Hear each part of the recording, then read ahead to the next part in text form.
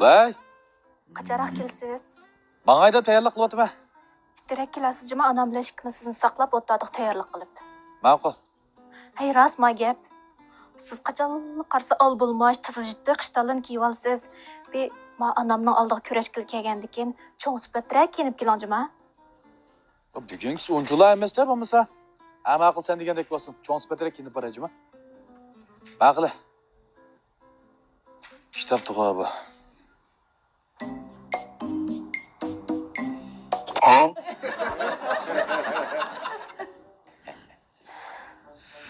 Hey, mekalang ha?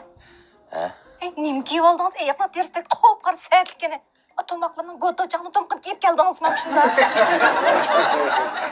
Lan, o'zing shu cho'ng sifat biznasi kiyib keling deding-ku. Cho'ng sifatida kiyib keldim mana. Yüzüm qanday qilamiz? Satkin turqin ekan. Hey, buni bo'pti deyli. Endi men ota-oyim onamni oldiga kelgandim. Mushta quruqlam keldingizmi? Yo'q, quruq qo'l kelmadim. Mana. Sopa. Hey, Orhan bizning uyga bir kelganda, bir yaxshiroq bir narsa elib kelmay, sopon ko'tarib kelamsizmi-da? Bu ha sopa elib kelsam mana ishchan, pokiz tuyg'urim emas menga.